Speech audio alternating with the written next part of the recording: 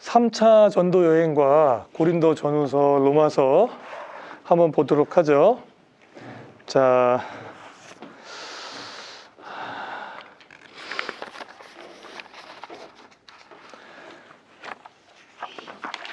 그 지도를 잠깐 보시면요.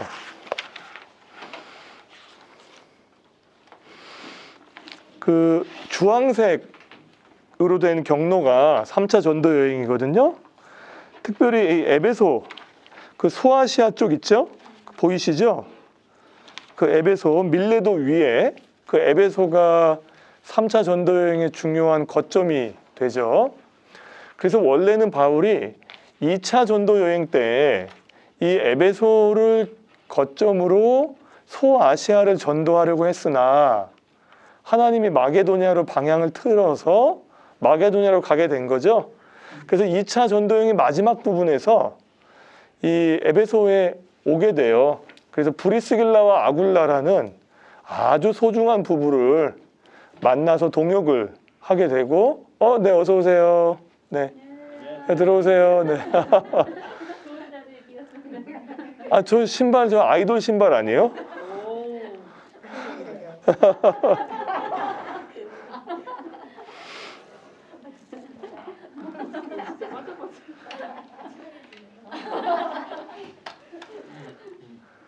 네, 저는 이런 활기찬 분위기를 성경 공부하실 때도 느꼈으면 좋겠어요. 그래서 거기서 브리스길라와 아굴라라는 부부를 만나고 고린도에서 만나요. 그런데 그냥 여담으로 말씀드리면 원래 브리스길라와 아굴라는 로마, 이탈리아에 살고 있었던 아주 그 명품 가죽 수공업자였거든요. 그러니까 굉장히 그 부자였고 그 명품 그러니까 가죽을 수공하는 기술을 가진 사람이었는데 로마의 법이 바뀝니다. 유대인들의 편을 들어주고 기독교인들을 추방해요. 그래서 하루아침에 졸지에 생계를 잃어버렸죠.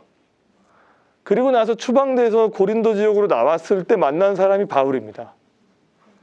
그래서 겉으로 볼 때는 생계를 잃어버렸는데 바울을 만나서 그들의 인생이 완전히 새로워지고 그들의 삶이 완전히 새로운 삶으로 전향했다는 것을 볼 수 있게 되고, 그리고 아볼로라는 사람을 또 만나서 아볼로를 고린도 교회로 파송할 수 있을 만큼 가르쳤던 사람들, 뭐 이제 그런 역사들이 이제 2차 전도 여행 끝과 3차 전도 여행에 맞물려서 이렇게 나타나고 있다. 이 주황색 부분으로 좀 보시면 되겠고요. 자, 오늘 교재로 한번 가보시면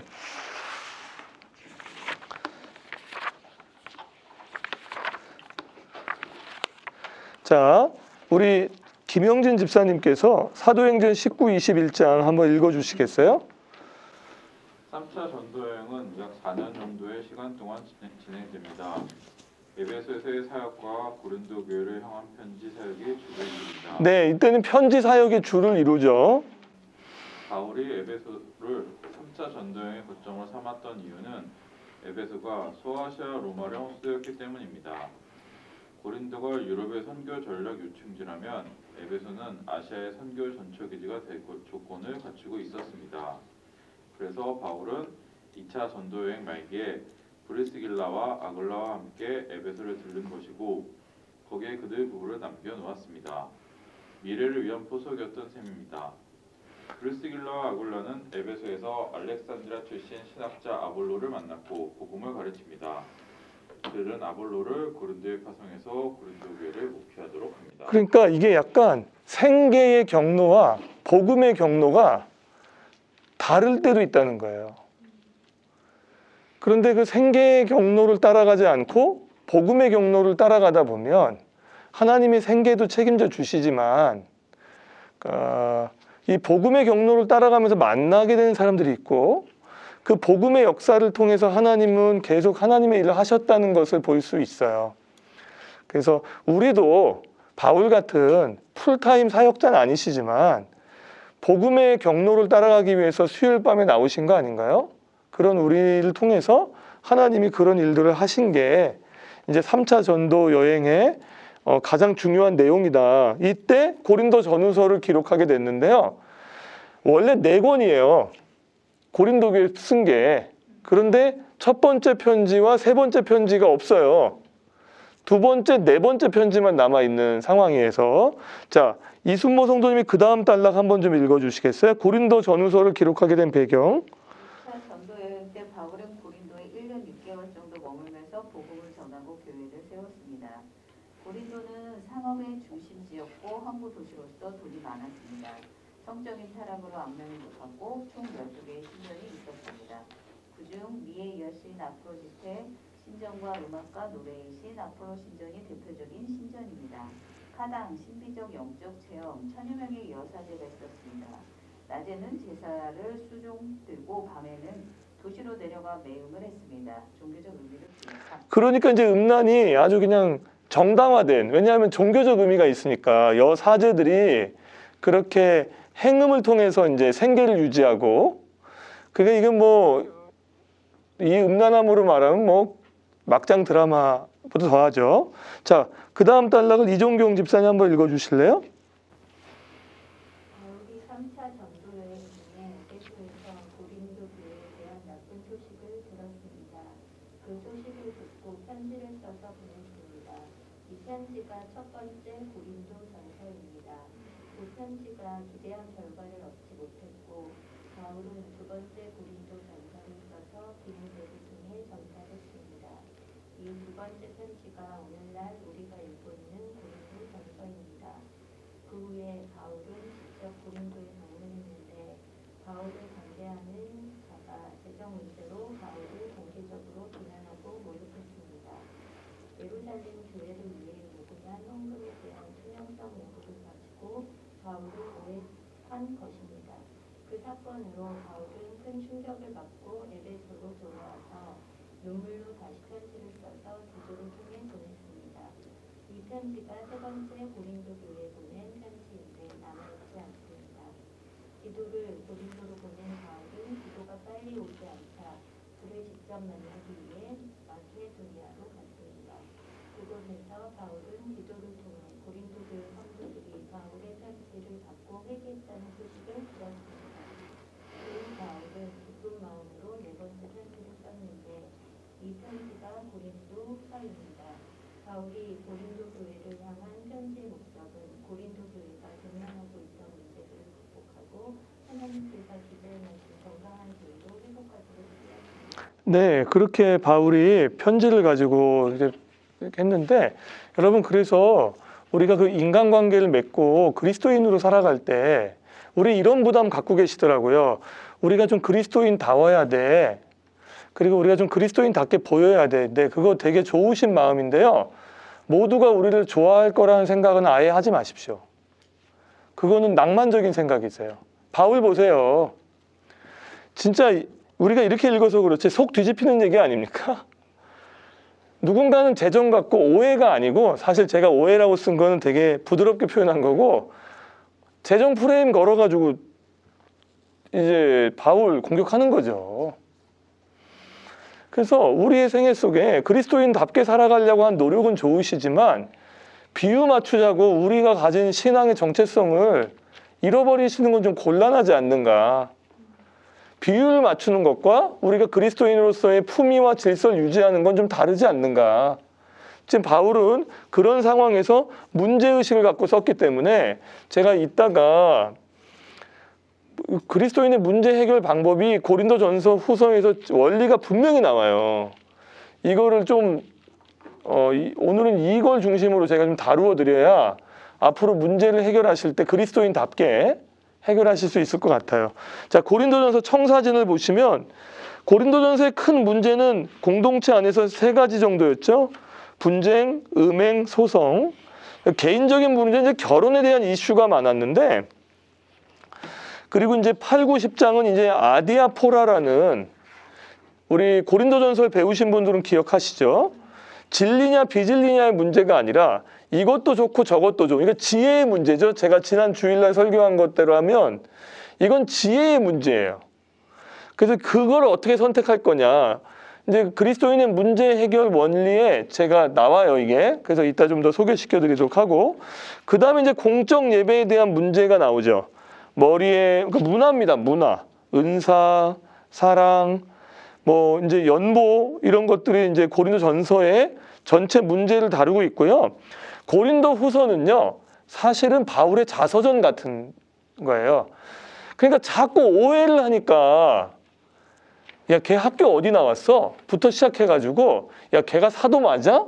라고 오해를 자꾸 하고, 바울이 오해를 당하는 건 괜찮았는데, 내가 그렇게, 그 오해 속에 넘어지면, 복음이 넘어질까봐 계속 디펜스 하는 장면이 나와요. 고린도 후서는.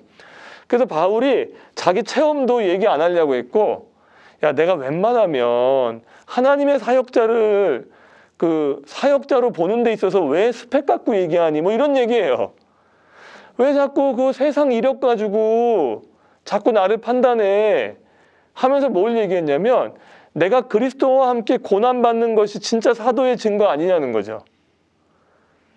내가 그리스도와 함께 야, 내가 만약에 이게 그냥 세상 만약 비즈니스 같으면 고난 받겠니? 이 얘기입니다. 그냥 이익이 안 되고 손해나면 내가 그 길을 가겠니? 그런데 내가 그 길을 가면서 그리스도의 고난을 채우는 이유는 내가 그리스도의 사도되기 때문이라고 계속 얘기하는 거죠. 그래서 거짓 선생과 그리고 참된 선생의 그런 기준을 계속 그어가고 있는 장면이 고린도 후서에 나와요. 그래서 보면 보세요. 청사진을 보시면 바울의 사역에 대한 설명을 계속하죠. 계획 변경, 바울의 목회 철학, 고린도인들을 향한 격려, 그 다음에 성도를 위한 연보. 왜냐하면 왜 연보회가 나오는지 아시겠죠? 이거 이런 얘기입니다. 예루살렘 교회가 흉년 때문에 어려워졌단 말이에요. 그래서 예루살렘 교회를 향해서 다른 교회들이 좀 헌금했으면 좋겠다고 얘기했어요. 그래서 그 헌금을 가지고 바울만 간 게 아니에요. 2명이 더 갔어요. 그런데 자꾸 이 헌금을 갖고 누군가가 계속 교회를 좀 어지럽히는 사람들의 특징은요. 헌금 갖고 얘기합니다. 헌금 갖고 물론 헌금을 잘못 쓰시는 부분도 있었겠지만 근데 바울은 그럴 리는 없거든요. 계속 헌금 갖고 얘기하니까 바울이 이제 연보에 대한 이야기를 계속 하는 거예요. 그리고 사도직에 대한 바울의 변호. 이제 왜냐하면 또 이제 하다 안 되니까 사도 맞아? 뭐 이렇게 얘기하니까 계속해서 이게 약간 고린도 후서는 자서전적인 느낌이 있고 고린도 전서는 문제를 해결하기 위한 바울의 솔루션. 이렇게 보시면 될 것 같아요. 자, 로마서. 자, 그 다음 우리 장정현 목사님 한번 읽어주실래요? 바울은 약 4년 만에 전도여행을 마치고 에베소를 떠나서 고린도로 온 후 그곳에서 3개월 정도 머무릅니다. 이때 바울은 이때 바울은 로마서를 써서 베베 집사님 편에 로마 교회로 보냅니다. 로마서 15장 후반부부터 바울은 로마에 가고 싶은 가야만 하는 이유를 설명합니다. 크게 3가지입니다. 첫째, 로마 교회는 이미 믿음의 지식이 수준급이었지만 로마 교회에 좀 더 자세히 복음을 설명해 주기 위해 쓰였습니다. 둘째, 로마 교회를 스페인 선교의 전진 기지로 만들기 위해 쓰였습니다. 셋째, 유대 출신의 그리스도인과 이방 출신의 그리스도인들의 화합을 위해서 쓰였습니다. 예, 로마 교회는 바울이 세운 교회는 아닙니다. 이미 자생된 교회예요. 근데 너무 굳건하게 커나가고 있으니까 굉장히 교제하고 싶어가지고 로마에 가기를 되게 힘썼어요. 1장에 보시면. 근데 여러 번 막혔도다게 나오거든요. 그래서 편지를 씁니다. 그래서 너희의 믿음을 더 굳건히 하려고 하고 그리고 로마 교회가 선교 사역에 좀 전진기지가 됐으면 좋겠다는 의도를 비추고요. 그리고 이방인들과 이건 어느 교회나 그 당시에 가장 큰 이슈였어요. 그러니까 유대인에서 그리스도인이 된 사람들과 그리고 그냥 그 당시에 헬라 문화에 있었던 사람들 그리스도인 됐는데 이 문화가 충돌하니까 교회에 큰 갈등이나 이슈가 됐거든요. 요거를 좀 다루기 위해서 한 거예요. 자, 로마서의 메시지 장명옥 사모님 한번 읽어주세요. 하나님의 은혜 모든 사람은 죄인인데 그들의 공로, 신분, 행위에 상관없이 오직 믿음을 통해서 예수 그리스도 안에서 하나님의 은혜로 의롭게 됩니다. 이 하나님의 백성 누구든지 그리스도를 믿는 사람들은 구원을 받습니다. 이때인 헬라인 현통 할례 문화 인증을 의미하지 않고 3. 하나님 백성의 삶 믿음으로 구원받는다는 것과 법대로 살아야 하는 것과의 관련해서 어떻게 하면 말씀을 따라 살 수 있을까요? 하나님의 은혜를 믿어서 구원받는 사람들은 은혜에 대한 책임감이 일어납니다. 생명과 성령의 법이 우리를 죄에서 해방시켰기 때문입니다. 그리스도인은 성령 안에서 자유롭게 하나님의 능력으로 성령과 그리스도의 중보기도 때문에 성화되어 갑니다. 4. 교회의 선교 로마 교회도 다른 교회들처럼 선교에 참여해야 된다고 말하고 있습니다. 네, 그 로마서의 청사진을 보시면요, 12장을 기점으로 나뉘어요. 근데 12장부터는 그리스도인의 삶, 그러니까 복음이 먼저예요. 결국은 1장부터 11장까지는 복음을 얘기하고 있는 거예요. 근데 이 복음이 먼저인 사람들의 삶이 이럴 것이다라고 얘기하고 있는 거예요. 그러니까 복음을 받지 않은 사람에게 12장부터의 내용은 되게 부담스러운 거예요. 왜냐하면 자꾸 내가 노력해야 되는 것 같고, 그리고 해봐도 안 되니까. 그런데 복음을 아는 사람은 그런 삶을 자연스럽게 지향하게 되는데, 주제가 하나님의 의에 대해서 이야기하면서 우리가 죄인인 것을 이야기하고, 구원, 성화, 그리고 그 중간에 이제 이스라엘에 관련된 좀 어려운 얘기를 좀 해요. 이 부분은 이제 하나님의 주권에 대한 이야기를 좀 다루고 있으면서 1장부터 11장까지는 교리에 대한 이야기를 좀 하고요. 12장부터는 이제 그리스도인의 의무 그리고 자유라고 얘기하면서 복음에 합당한 삶이 무엇인지를 이야기하고 있는 거죠.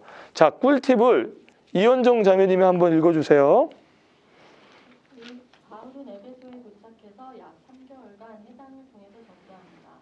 그런데 그 복음을 잘 받아들이는 사람이 있는가 하면 복음을 비방하는 사람들이 있었습니다. 이때 바울은 일반 대중을 위해 복음을 전하는 것을 감추셨고 복음을 잘 받아들이는 사람들을 세워내 약 2년 동안 두란노 성원에서 집중적으로 복음을 가르칩니다. 두란노는 한 수사학자의 이름입니다. 두란노 성원은 오전 11시부터 4시까지는 낮잠 시간을 위해 비어 있었는데 그 시간에 말씀을 가르친 겁니다. 바울은 선선한 아침과 저녁에는 일하고 한낮 더운 시간에 모여서 그것도 날마다 말씀을 가르쳤습니다. 에베소 교회는 열심히 배우고 전도했습니다. 예, 여기서 바울은 에베소에서 일합니다. 텐트 메이커로.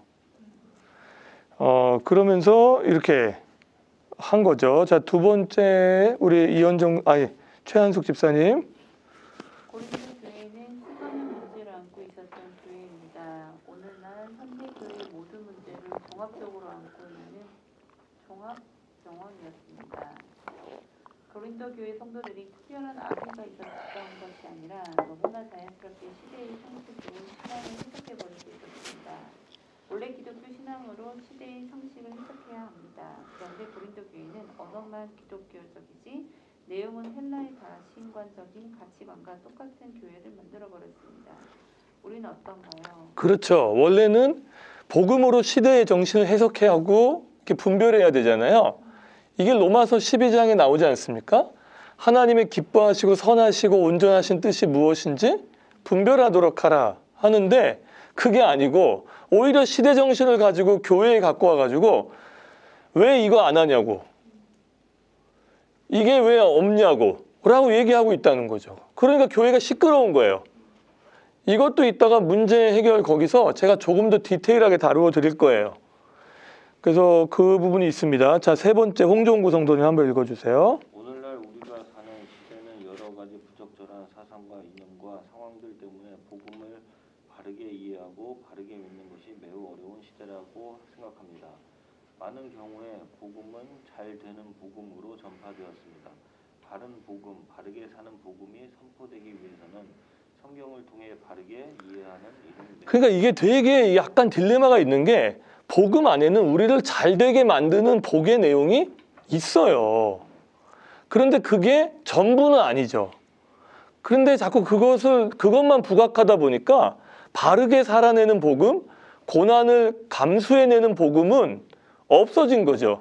그러니까 어떤 현상이 벌어졌냐면, 복음 때문에 고난받으면 왠지 교회 내에서 야, 저 사람 왜 이렇게 안 풀리냐? 저 사람 뭔가 혹시 음란이 있는 거 아니야? 뭐 여러 가지 이야기를 한다는 거지. 근데 그럴 수도 있는데, 그럴 수도 있는 건데 이런 식으로 얘기하고, 잘 되지 않는 사람들은 굉장한 상실감을 느끼면서 나는 뭔가 신앙생활을 해도 뭐 별 소용이 없네 이렇게 간다는 거죠. 그거는 사실 복음을 절반도 이해 못하신 거라고 생각해요. 복음의 능력이 뭔지 모르시는 거지. 근데 그게 자꾸 잘 되는 복음 쪽으로만. 좀 더 읽어보세요. 성경을 읽으면서 내가 듣고 싶은 내용을 들으려고 하지 말고 하나님이 들려주고 싶으신 말씀을 들으려 할 때 이런 문제들은 극복될 수 있다고 생각합니다. 네, 다시 4번. 4번을 우리 김성룡 강사 한번 읽어주실래요? 바울은 자신을 자유인이라고 말합니다. 당시 로마는 공화정을 지나서 왕정이 한창되었습니다. 그럼에도 불구하고 로마는 시민의 자유권을 법적으로 보호하고 구원을 어기던 나라입니다. 그런 시대에 놓여있는 바울은 두 가지 정체성을 가지고 있었습니다. 하나는 자신이 사도라는 것이고 또 하나는 자유자라는 것입니다. 당시에 사도라 불리던 사람은 예수님과 3년 동안 동고동락했던 많은 사람 중에서 뽑히고 또 뽑혔던 사람들입니다. 바울은 자신을 하나님께서 선택했다는 것을 강조하고 싶었습니다. 또 바울이 좋아했던 말은 자유였습니다. 그는 태어날 때부터 사회적 자유를 얻을 수 있었던 축복을 받았습니다. 그리고 예수님을 만난 뒤 영적 자유인이 되었습니다. 죄에서 자유를 얻은 겁니다. 바울이 말하는 자유는 모든 것을 마음대로 할 수 있는 자유가 아니었습니다. 내 마음대로가 아니라 나 스스로 복음을 위해 모든 것을 절제하는 자유였습니다.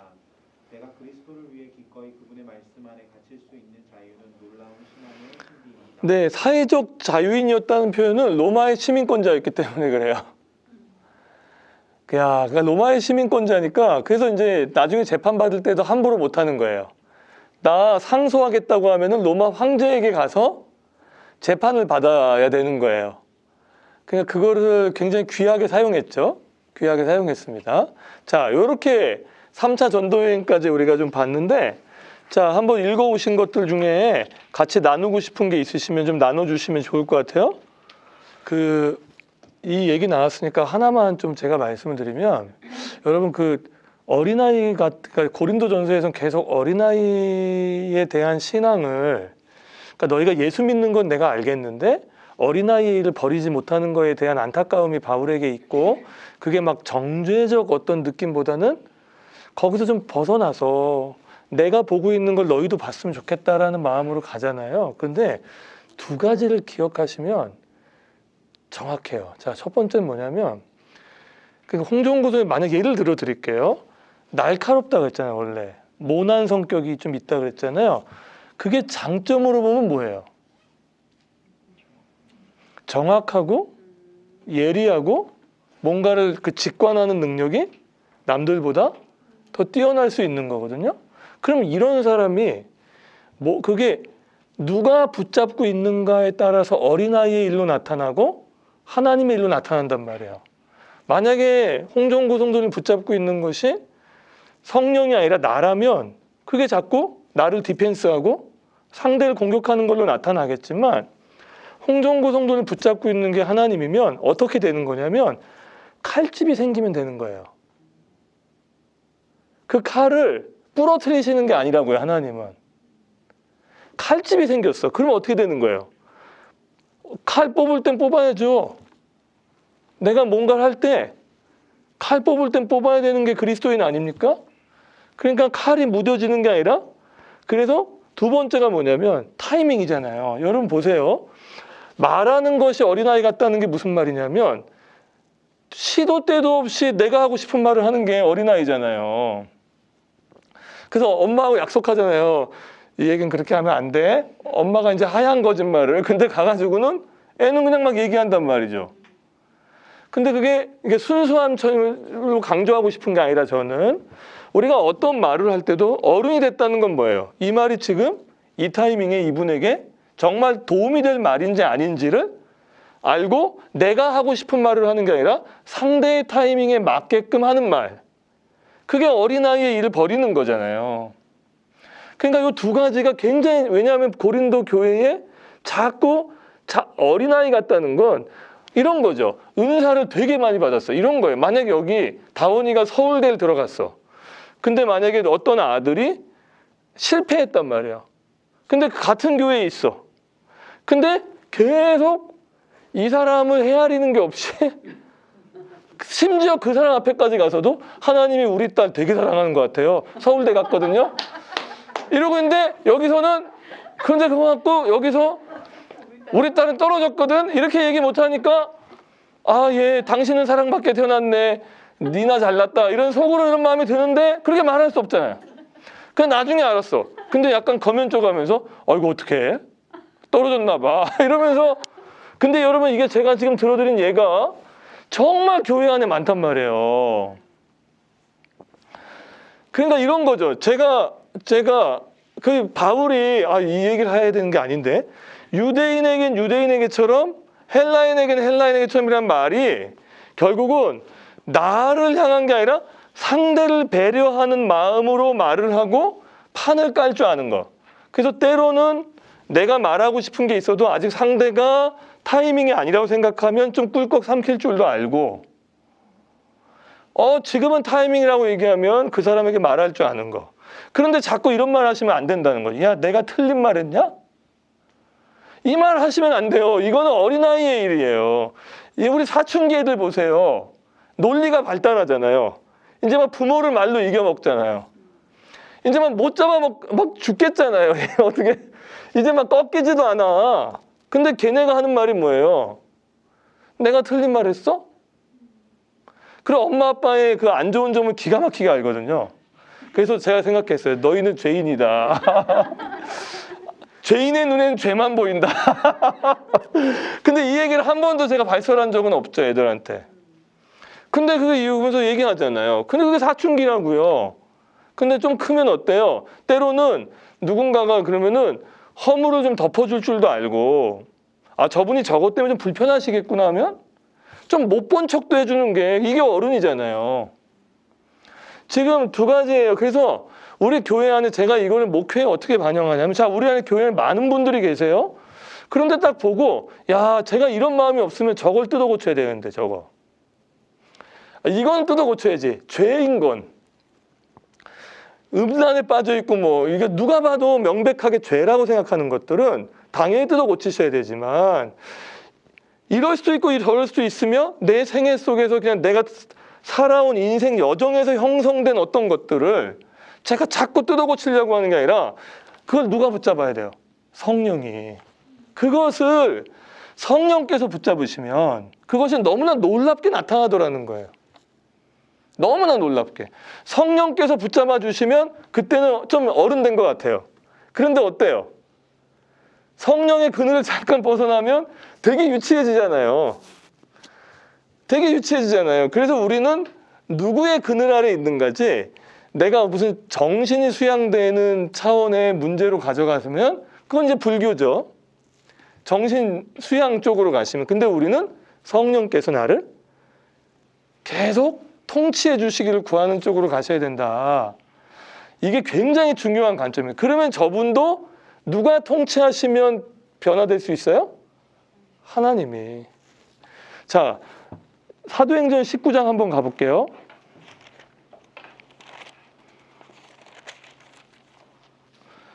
사도행전 19장 8절부터 자 보시면 한 절씩 저하고 한 절씩 나눠 읽어볼게요. 자, 제가 먼저 읽습니다. 지금 에베소에 3차 전도여행 간 거예요. 바울이 회당에 제가 말씀드렸죠. 바울은 회당이 있는 곳에서는 회당을 들어가서 먼저 유대인들을 전도했어요.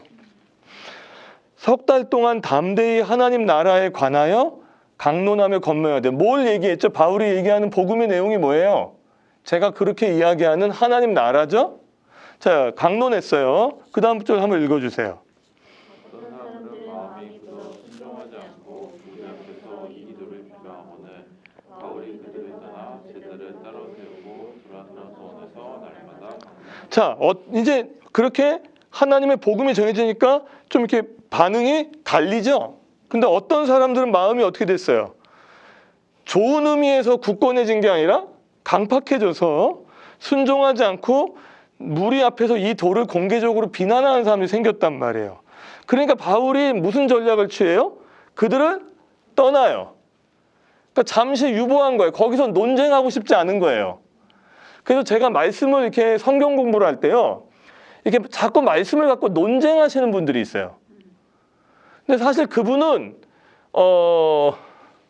따로 성경 공부를 해야 돼요. 우리는 이미 믿음을 전제로 지금 말씀을 하고 있기 때문에 이렇게 편안한 거거든요.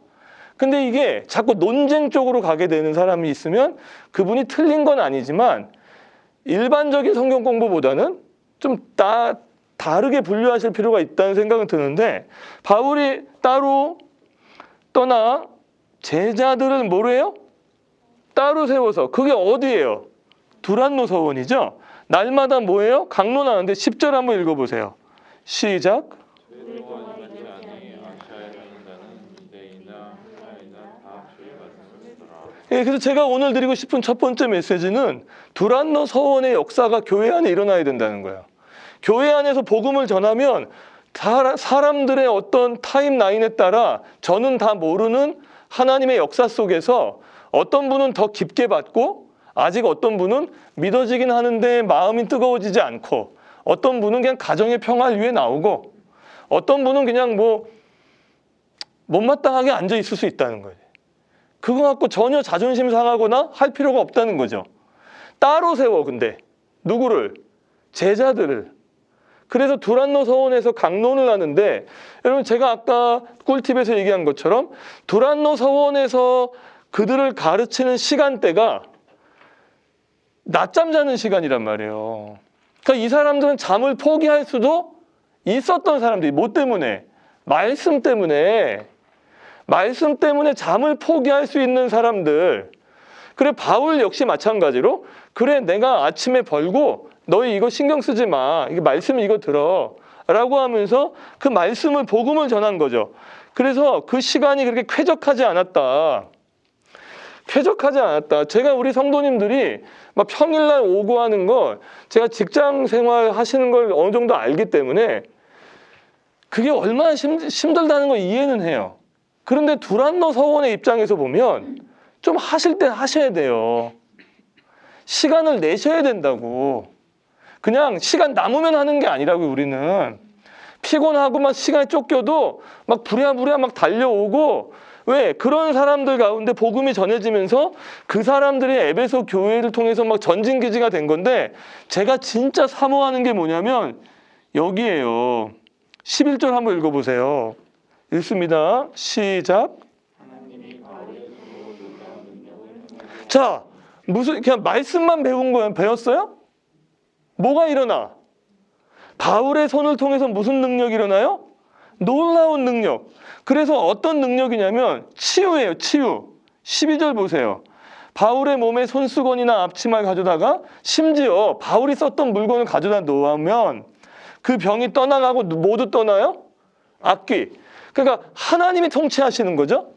그동안은 악귀가 통치했다면 그 사람에게 하나님 나라가 임하니까 하나님이 통치하시는 막 그런 치유의 역사가 일어나고, 뒤에 보니까 뒤에도 계속 그런 일이 일어나요. 제가 몇 절까지냐면 이게 20절까지인데, 자 20절을 한번 읽어봐요. 시작. 이와 같이 주의 말씀이 힘이 있어 자, 이거 첫 번째로 이거 정리해 볼게요. 자, 두란노 서원. 그러니까 제가 개척교회를 하면서, 목회를 하면서 잘못하면 자꾸 너무 숫자에 집중해가지고 우리 교회 30명 돌파, 50명 돌파, 그리고 어디 가서 얘기하면, 그리고 여러분 사실 저한테 물어보는 분들도요, 지금 몇 명 됐어요? 물어봐요. 그럼 제가 얘기하죠. 난 정직하게 얘기할 거야. 30명이요. 이렇게 얘기하고 싶은데 가서 저도 모르게 3, 40명이요. 뭐 이렇게 돼요. 이렇게 된다고. 근데 지금 이 두란노 서원의 관점에서는 뭐예요? 제자들이 생겨야 된단 말이에요. 제자들이 일어나야 돼요. 그래서 그 말씀 앞에 달려 나오고 그 말씀으로 자기 인생을 걸고 하는 이런 일들이, 근데 우리 교회 안에 지금 일어난단 말이에요. 자, 이 말씀에 대한, 그래서 저는 정말 양질의 말씀을 전하고, 여기 있는 분들은 막 달려 나오셔야 돼요. 말씀 플러스 뭐가 있어요? 능력이 있잖아요. 이 능력이 임한단 말이에요. 그 말씀이 제대로 선포되는 곳에 하나님의 능력이 막 임하는 거죠. 그래서 그 말씀이 역사하시는 거예요. 여러분 오늘 밤에 정말 내가 읽은 이 말씀이 역사하실 걸 믿으십니까? 이 믿음이 우리에게 더 커져야 된다고요. 하나님 말씀이 역사하신다고 우리는 믿는다.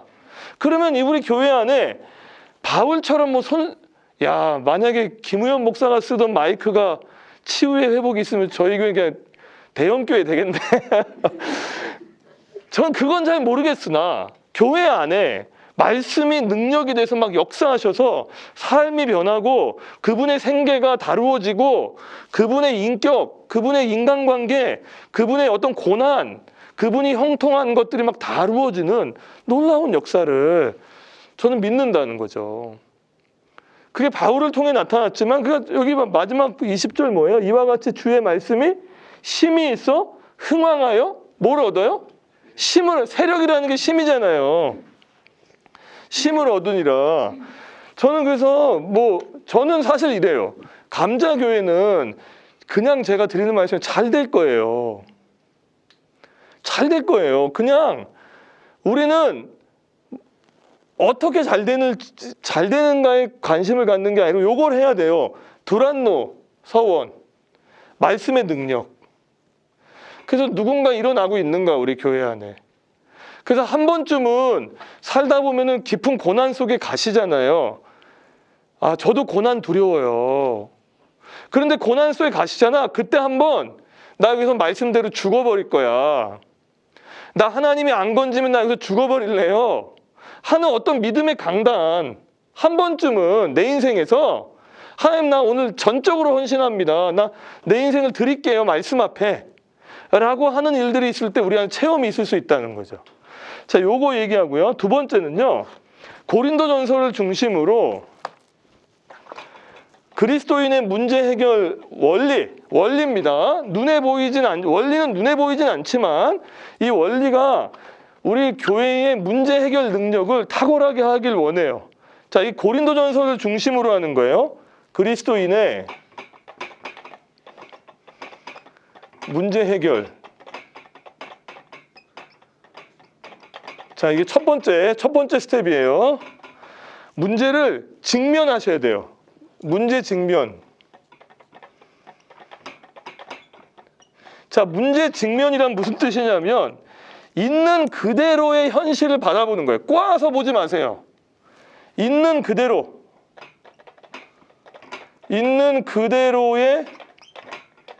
현실을 바라보는 거죠. 그러니까 인정하는 거예요. 있는 그대로. 자, 근데 사람들은요, 이게 사실은 남의 문제에 있어서는 되게 이게 잘 돼요. 그래서 훈수를 잘 두잖아요, 우리가. 그런데 내 문제에 있어서는 잘 안 돼. 대부분이 두 가지 패턴으로 갑니다. 하나는 과장해요. 과장. 뭘 과장하죠? 문제를. 그거 하나 안 됐을 뿐이에요. 그런데 어떻게 돼요? 내 인생은 실패했다고까지 가는 거죠. 아니, 그거 하나 안 된 거예요, 지금. 그거 하나 지금 어려워진 거예요. 그런데 예를 들면 재정이 조금 어려워졌어요. 재정이 좀 어려워진 거예요. 그런데 내 인생은 망한 거죠. 누가 망했다 그래요? 부부 사이가 좋고 하나님이 살아계시고 아직 나는 일할 기회가 있으면 아직 그냥 뭐만 어려워진 거예요. 재정만 좀 어려워졌다고 얘기해야 되는데 이게 망하는 거죠. 그래서 이 과장을 해요. 두 번째는 축소예요. 축소. 별거 아니야. 별거 아니야, 그거. 별거 아니긴요. 그러니까 축소는 왜 하냐면 두려움 때문에 하죠. 직면하고 싶지 않은 거예요. 그러니까 몰라. 특히 남편분들이 가장 많이 하는 게 있어요. 몰라. 당신이 다 알아서 해. 몰라. 뭘 몰라요. 뭘 몰라. 그래서 있는 그대로. 근데 이게 바울이 된 거예요. 자, 보세요. 고린도 교회를 바울이 세웠잖아요. 그런데 바울이 세운 교회에서 그런 컴플레인이 나오고 문제가 생기니까 얼마나 억울해요. 그러니까 바울은 만약 이걸 과장해서 볼 수도 있었고 축소해서 볼 수 있었어요. 이랬으면 고린도전서가 안 나오지, 편지가. 나올 수가 없지. 그냥 고린도전서 두 번째 편지가 고린도전서죠. 거기서 처음에 다루는 게 뭐냐면 너희 안에 분열이 있다는 걸 내가 들었다는 거죠. 아, 지금 고린도전서의 고린도 교회의 가장 큰 문제는 요 분열, 그리고 파벌로 나눠진 것 때문이었구나 라고 이야기하면서 분열의 문제를 치고 들어가잖아요.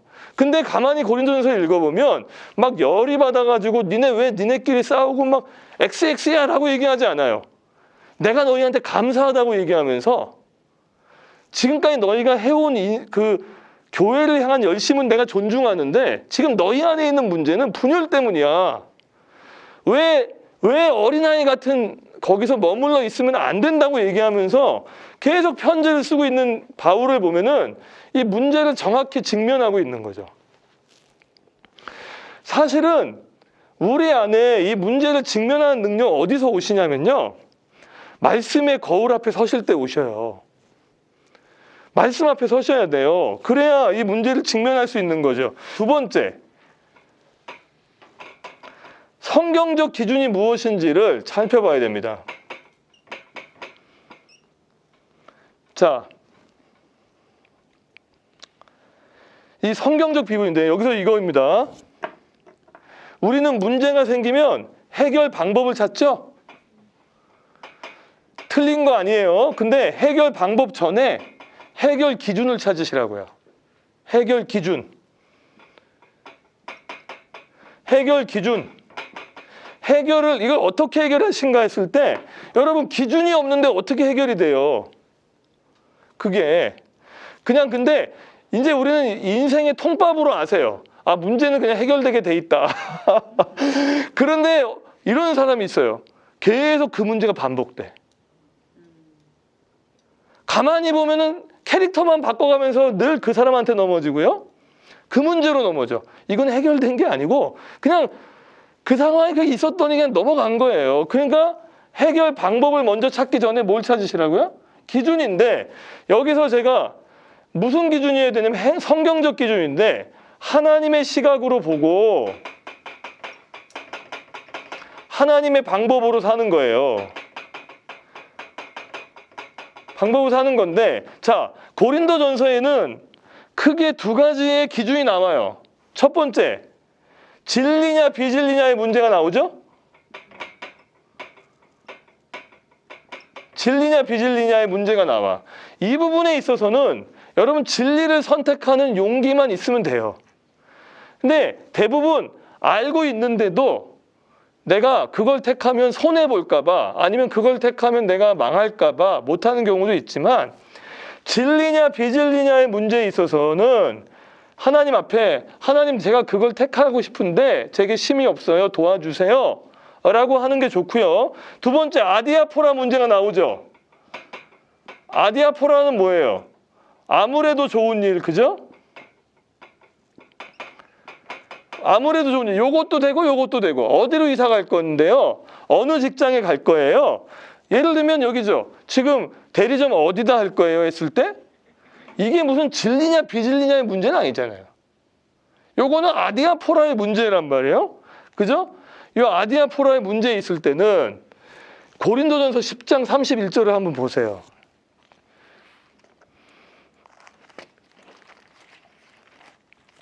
자, 10장 31절 한번 같이 읽어보겠습니다. 시작.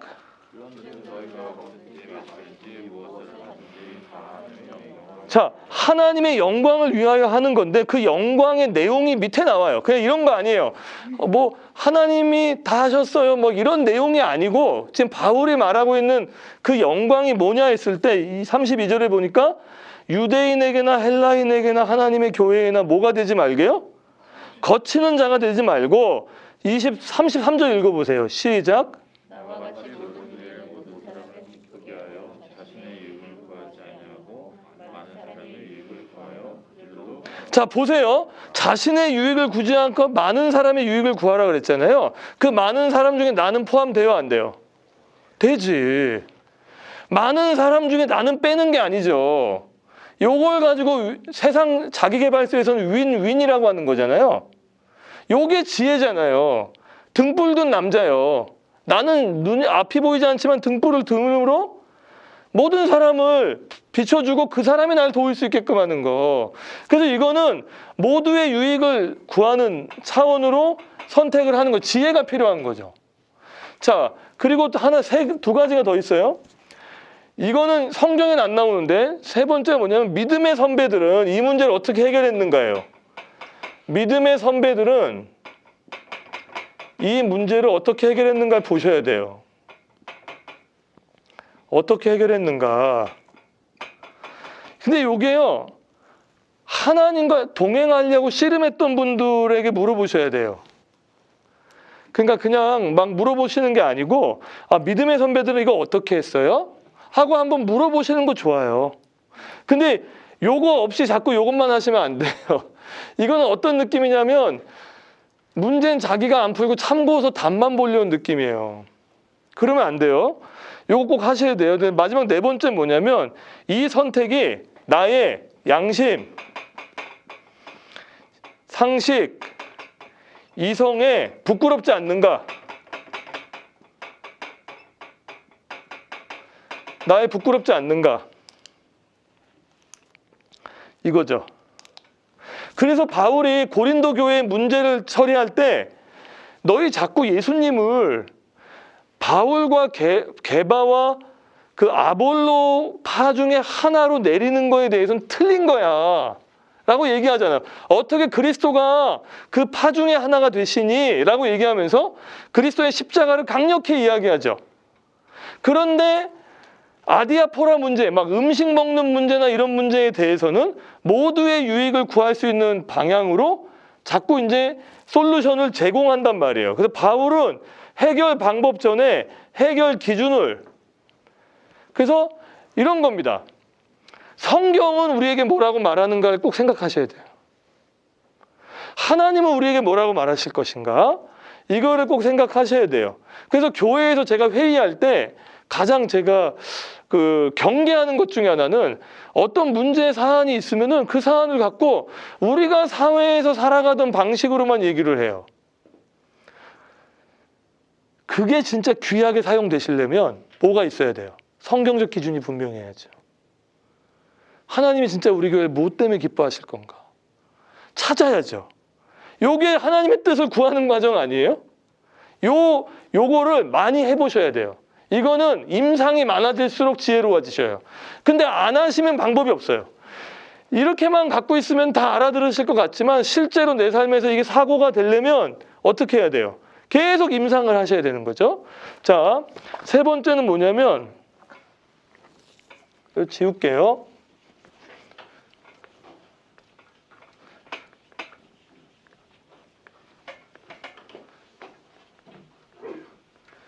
세 번째는 여기 이제 바울이 얘기한 거 성령 하나님의 능력을 의지하고 기도해야 돼요. 기도해야 돼요.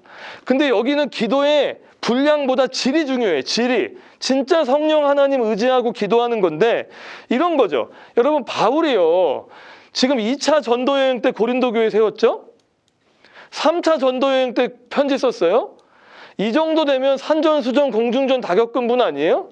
목회 초년병이에요? 잔뼈가 굵은 사람이에요? 아유, 돌에도 맞아봤고요. 환영도 받아봤고요. 굉장하죠? 그리고 실전에 쌓인 경험과 내공이요. 베스트예요, 지금. 그리고 목회의 달인이라고 쉽게 말하면. 그러니까 그리고 말로는 못 당할 만큼 실력이 있어요. 못 당해요. 바울이 마가 안 데려가게 했잖아요, 결국. 마가 안 데려가게 한다면 하는 사람이에요. 이 사람이 얼마나 대단한 사람인데요. 그런데 그런 실력이 있는데 편지에서 뭐라고 얘기하는지 아세요? 고린도전서에서 내 말이 사람을 바꿀 수 없을 거라고 얘기해요. 내 설득력으로 사람이 달라지지 않을 거다. 오직 하나밖에 없다. 성령이 너희 가운데 역사하시는 것밖에 없다. 놀라운 지혜죠. 그러니까 내가 할 일을 최선을 다 안 하겠다는 게 아니에요. 내가 설득도 해보고 뭐 해보지만 결국은 사람을 바꾸고 역사하시는 힘은 내게 있는 게 아니고 살아계신 하나님께 있다. 그래서 이 사람이 자기 능력을 의지하는 게 아니라 하나님의 능력만이 해결할 수 있다라고 얘기를 해요. 그래서 여기서 제가 이거 사실 미국에 갈 때 미국에 가서 제가 미국에서 이민자 생활을 해야 했을 때 하나님이 저에게 주신 정말 큰 기준 중에 하나가 뭐였냐면 해결책을 찾지 말고 마음책을 찾으라고 얘기하시더라고요. 그러니까 해결책은 자꾸 이제 해결을 어떻게 할 것인가를 이제 찾으려고 하는데 그 해결책 이전에 마음책이라는 게 있다는 거예요. 마음책. 이 마음책, 해결책이 아니라 그 마음책 뭐냐? 하나님이 정말 이 마음을 기뻐하시는가? 정말 기뻐하시는가? 요거를 이제 생각해 보게 되는 거고요. 자, 네 번째는요. 지금 내가 할 수 있는 거 하세요. 하고 싶은데 못 한다고 하지 마시고요. 자꾸 하고 싶은데 난 이거 없으니까 못 해 하지 마시고요. 지금 내가 할 수 있는 걸 하시면 돼요. 바울은 이게 뭐였죠? 바울은 가고 싶어도 막 오지 말라 그러고 막 그랬잖아요. 뭐 했어요? 이것 때문에 편지 썼잖아요. 이것 때문에 편지 썼잖아요. 대표적인 게 이거죠. 로마 교회에 되게 가고 싶었는데 여러 번 막혔다 그러죠. 여러분 근데 생각해 보십시오. 바울이 길이 막혔기 때문에 넋놓고 낙심하고 있었으면 로마서가 나와요, 안 나와요? 여러분 로마서는요 최선이 아니고 차선입니다. 내 마음 같아서는 직접 가고 싶은데 여러 번 길이 막히니까 너무 하고 싶은데 어떡하지? 편지 써야겠네. 그래서 더디오라는 필경사를 고용해요. 마지막에 보면. 근데 그 당시에 필경사는 비싸요. 이게 누구 말을 대신 써주고 대필해주고 하는 것들이 되게 고급 기술이었대요. 그런데 최선으로 나는 가고 싶었는데 안 되니까 지금 내가 할 수 있는 거 하자. 뭡니까? 편지 쓴 거죠. 근데 그 편지가 하나님의 최선이 된 거 아니에요? 로마 교회만 살린 게 아니라 온 세계인들을 살리는 능력의 말씀이 된 거잖아요. 지금 내가 할 수 있는 게 뭐냐? 지금 내가 할 수 있는 게 뭐냐? 그래서 제가 자녀를 교육시키는 분들에게 정말 많이 얘기하는 게 있어요. 제발 못 해준 거에 대한 미안한 마음을 갖지 마시고 내가 지금 해줄 수 있는 것에 최선을 다하시고 자부심을 가지셔라. 자꾸 미안한 부모가 되면 아이는 받아놓고도 자꾸 권리가 된다. 그게 무슨 얘기인지 아시겠어요? 그러니까 이런 거예요. 제가 목회하면서 개척교회 와주니까 고맙죠란 마음만 갖고 있으면 어떻게 되는 줄 아세요?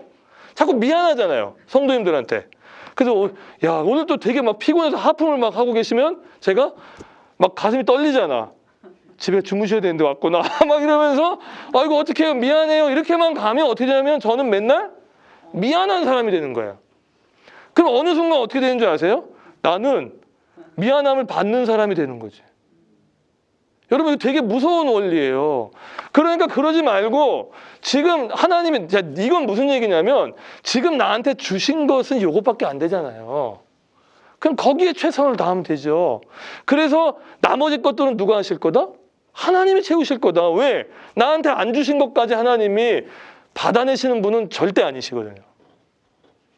그래서 미안한 사람이 아니라 자식한테도 당당한 부모.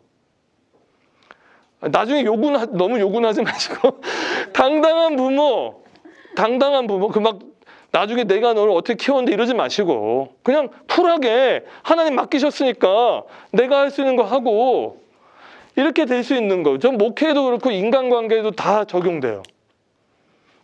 마지막 5번째. 문제만 있는 게 아니고요. 해결하시는 하나님이 계시다. 이 글자가 죄송해요. 자, 마지막이었습니다, 이게. 자, 문제만 있는 게 아니고 뭐가 있어요? 문제를 해결하시는 하나님이 계시다. 이걸 믿으셔야 돼요. 왜 문제만 있어요? 그 문제를 해결하시는 하나님이 우리와 함께 계신다. 그래서 하나님 어떻게 해결해요? 하나님 도와주세요 하다가 정리해 볼게요. 문제를 직면해요. 아, 나는 개척교회 목사구나. 이제 목회 시작한 지 얼마 안 됐지만 코로나가 와가지고 뭐 하든 그런 목사구나. 직면하고 과하게도 보지 않고 축소하지도 않으려고 애를 쓰죠. 애를 써야 돼요, 이거 사실. 그냥 하면 자꾸 어느 한쪽으로 기울어지잖아요. 그리고 성경적 기준이 무엇인지 계속 살피는 거죠. 성경적 기준이. 근데 거기 이제 여러 가지 제가 아까 말한 게 있는데 그거 한번 진짜 임상해 보셔요. 하나님 역사하십니다. 그 기준들. 근데 그게 절대 손해보는 일이 아니고 하나님이 진짜 합력할 선을 이루셔. 이걸 체험하고 나면 이제 다른 기준은 쓰고 싶지도 않아요. 자, 그리고 세 번째가 성령 하나님 능력 의지하고 기도하는 거죠. 그 네 번째가 그런 거죠. 지금 내가 당장 할 수 있는 거. 바울은 편지 썼다는 거. 다섯 번째가 문제만 있는 것이 아니라 문제를 해결하신 하나님이 있다. 그래서 고린도전서 16장 한번 보실래요?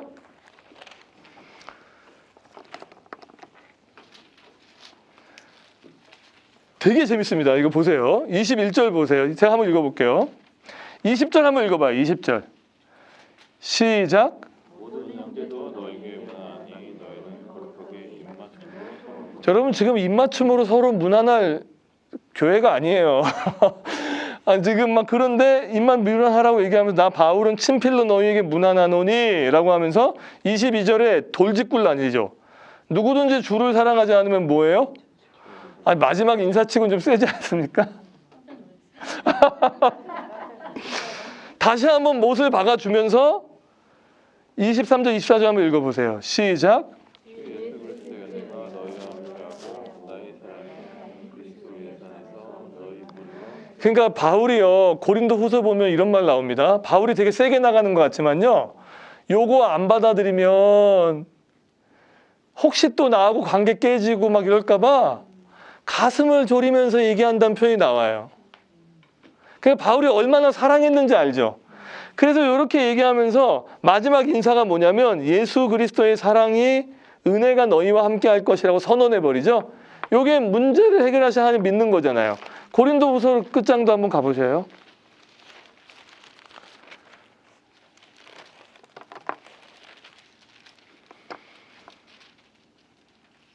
자, 11절부터 한번 읽어보세요. 같이 한번 읽어보겠습니다. 시작. 마지막으로 말하노니 형제들아 기뻐하라. 온전하게 되며 위로를 받으며 마음을 같이하며 평안할지어다.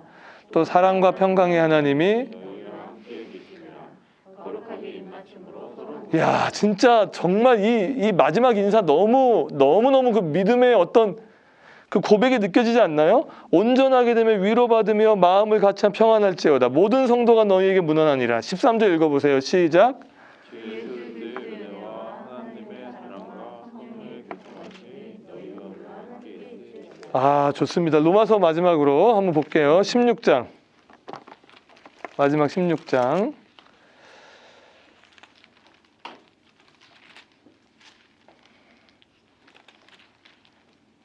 27절.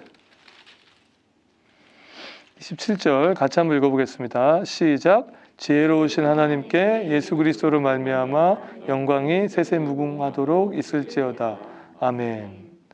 지혜로우신 하나님께 예수 그리스도 때문에 영광이 세세무궁토록 있을지어다. 아멘. 이라고 얘기하면서 결국 이 모든 그 편지 안에는 문제만 있는 게 아니라 문제를 해결하실 하나님도 있다는 것을 이제 믿어가게 되는 거죠. 이 5가지의 원리가요, 그 뭐 병원에서 아니면 뭐 아이들을 가르치실 때, 행정일 하실 때, 야마 대리점 하실 때 어떻게 어떤 방식으로 적용될지 그건 이제 여러분 목. 원리는 이렇습니다. 저도 마찬가지 목회하면서 이런 원리를 갖고 목회할 때 하나님께서 역사하시지 않을까. 역사하신다고 믿습니다. 그래서 오늘 밤 이렇게 같이 말씀 배울 수 있어서 너무 감사하고요. 그리고 늘 잊지 않고 고마워서 제가 기도하고 있고요. 그리고 그리스도의 제자로 세워져 가는 것을 보는 것은 저에게 가장 큰 기쁨이고요. 소망이고. 그래서 여기 계신 한 분 한 분 하나님이 놓치지 않고 복 주시도록 제가 날마다 기도하고 있고 또 기도하도록 하겠습니다. 자, 그럼 우리 한번 기도하고 마칠까요? 자, 우리 두 가지를 함께 기도합시다. 두 가지 함께 기도할 때요. 첫 번째는요. 하나님, 우리 교회 안에 두란노 서원에서 일어났던 역사, 그 2년 동안 하나님의 말씀을 같이 배우고 그리고 그 말씀으로 제자가 되는 사람들이 막 일어나는 그런 역사들이 있게 해달라고 같이 기도하되, 하나님의 말씀의 능력이, 치유와 회복의 은총이 감자교회 안에 넘치도록 그 사도행전 18장의 말씀이 우리 안에 그대로 역사하시도록 기도합시다. 그 두 번째, 문제가 많죠. 우리 인생에 지금도 문제입니다. 3차 대유행 때문에 당장 이번 주일도 온라인으로 예배를 드려야 되는 게 맞지 않나 싶을 정도예요. 근데 이런 상황이 될 때 하나님, 우리가 이 코로나 시대에 문제 해결 능력을 가진 교회로 만드시지 않겠습니까? 하나님께서 우리를 그렇게 만들어 가시도록 이 문제 앞에서 이 그리스도인의 해결 원리를 잘 좀 실험하고 적용하는 은혜가 있게 해달라고 이 두 가지 놓고 함께 기도하고 마치겠습니다. 하나님 아버지, 도와주시기를 소망합니다. 아버지 하나님, 역사하여 주십시오. 아버지 하나님, 인도해 주시기를 소망합니다. 아버지 하나님, 붙잡아 주시기를 원합니다. 하나님, 하나님께서 함께하여 주셔서 하나님께서 역사하여 주심으로 하나님의 은혜 가운데 우리 성도님들이 있기를 원합니다. 아버지 하나님, 도와주십시오. 아버지 하나님, 두란노 서원의 역사가 있기를 원합니다. 길거리에서만 복음을 전하는 게 아니라, 주일 말씀으로만 살아가는 게 아니라, 우리 중에 누군가는 하나님이 따로 떼셔서 하나님 말씀 앞으로 인도하시고 그 말씀의 능력 앞으로 하나님께서 인도하여 주셔서 그 말씀의 능력 안에서 하나님의 역사를 체험하기를 원합니다. 말씀이 말씀대로 선포되는 감자교회 위에 치유와 회복과 하나님의 놀라운 능력이 일어나기를 원합니다. 사도행전의 말씀을 배웠으면 이 말씀이 우리의 삶에 그대로 적용될 수 있기를 원합니다. 하나님, 우리의 삶에 문제가 참 많습니다. 하나님, 살아가는 것 자체가 문제여서 때로는 지치고 때로는 힘들고 때로는 어려운데, 아버지 하나님, 우리 그리스도인의 이 문제 해결 원리, 바울이 고린도 교회를 다루었던 이 방식을 우리가 잘 기억하게 하셔서 하나님, 우리의 삶에 적용해내게 하시고 하나님의 역사하심이, 하나님의 인도하심이 우리 감자교회 안에 있게 하셔서 코로나라는 문제 속에 있는 감자교회가 이 시대의 고린도전서가 될 수 있도록, 로마서가 될 수 있도록 역사해 주시기를 원합니다. 아버지 하나님, 도와주십시오. 역사해 주시기를 소망합니다. 아버지 하나님, 인도해 주시기를 소망합니다.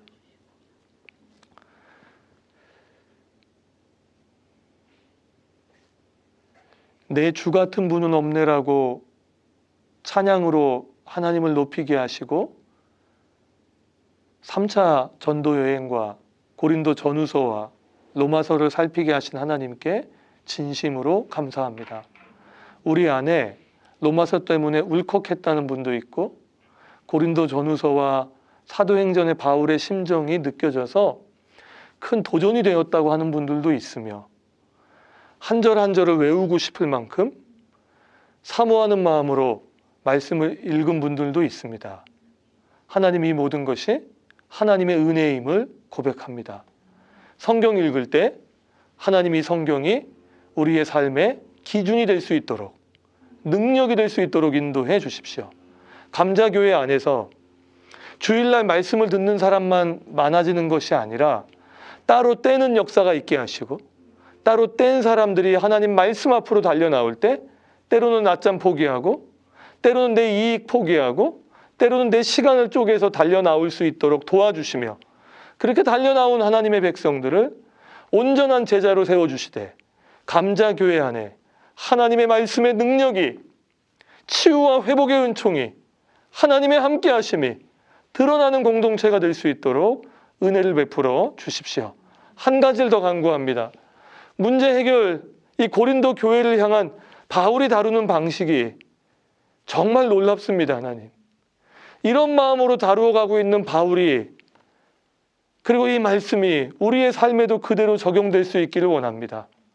우리의 삶의 작은 부분에서부터 오늘 들은 말씀을 한 번의 도전으로 그치지 말게 하시고, 냉장고에 붙여놓고 내 휴대폰에 써놓고 계속 내 삶의 작은 부분에서부터 이 말씀을 실험하게 하시고 도전하게 하시고 적용하게 하셔서 그 문제 속에서 오히려 하나님을 더 크게 만나는, 오히려 그 문제 가운데 하나님의 능력을 경험하는 수요일 밤에 동력자들이 될 수 있도록 인도해 주십시오.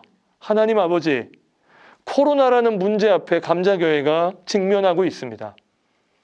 이 코로나 시대에 한국교회의 신뢰도는 땅에 떨어지고, 또 교회발 확진자라는 그런 언론의 발표도 불편한 마음이 있는 것도 사실입니다. 그러나 하나님, 바울의 마음 갖게 하셔서 우리가 이 문제 속에서 어떻게 그리스도의 복음을 드러낼 것인가, 어떻게 감자교회가 개척교회로서 이 시대 속에서 하나님의 나라를 드러낼 것인가를 성령께 의지하고 간구하오니 우리의 길을 인도하여 주십시오. 돌아갑니다. 돌아가는 모든 분들의 발걸음 속에서 안전운전하도록 하시고, 오늘 따뜻한 집에서 잘 수 있는 것이 감사요 숙면하는 밤이 되기를 원합니다. 예수님 이름으로 기도합니다. 아멘.